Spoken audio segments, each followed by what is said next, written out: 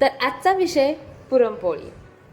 वटपौर्णिमेनिमित्त आज घरात पुरणपोळी करायचा बेत ठरला होता. खरं तर आपल्या महाराष्ट्रात प्रत्येक सणासुदीला पुरणपोळी केलीच जाते. इवन आजही माझ्या घरी म्हणजे माझ्या सासरी माहेरी प्रत्येक सणाला पुरणपोळीचा स्वयंपाक असतो. पण इथे आम्ही दोघेच राहतो. मग शक्य होईल तेवढ्या सणाला मी पुरणपोळी करायचं ट्राय करते. मला पुरणपोळी एवढी छान जमते हे खरं तर मला माहीतच नव्हतं. कारण लग्नाआधी कुणी केली आहे पुरणपोळी? लग्नाआधी आम्ही उठायच्या आत माझ्या आईचा तर अर्धा स्वयंपाक झालेला असायचा. आम्ही उठून आंघोळ करून तिला काही मदत करायला जायचं तर ते म्हणजे फक्त पुरण वाटून देणं, कारण ती तेवढंच करून द्यायची आणि आम्हालाही तेवढंच जमायचं. एरवी लग्नाआधी स्वयंपाक न करणारी मी मला काही येईल का नाही, स्वतःला तर सोडा नवऱ्याला तरी काही खायला घालेल का, याच विचारात माझे आईवडील असायचे. असो, पण असं म्हणतात ना, अंगावर पडलं की सगळं जमतं. तसाच काहीतरी प्रकार माझ्या बाबतीत पण घडलाय, एवढं मात्र खरं. नाहीतर एवढी छान पुरणपोळी कुणाला जमते? स्वयंपाक म्हणजे काही रॉकेट सायन्स वगैरे नसतं, अशी माझी आई म्हणायची. म्हणजे काहीतरी रूल्स आहेत किंवा काहीतरी नियम आहेत, ते तू लक्षात ठेव, त्याच्यामुळे स्वयंपाक छान जमतो, उत्तम जमतो.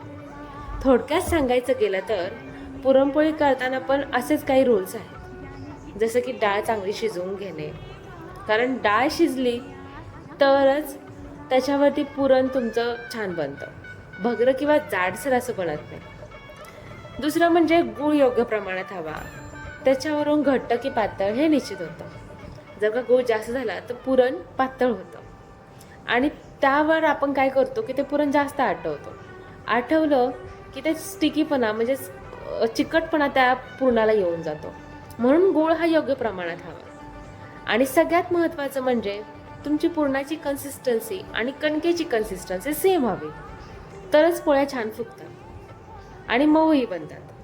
आणि खरं तर लाटतानाही हलक्या हाताने लाटली पाहिजे, दोन्ही अंगाने, म्हणजेच दोन्ही बाजूने तुम्हाला छानपैकी लाटायची, ती पण हलक्या हाताने, तरच पोळी मस्तपैकी फुगली जाते.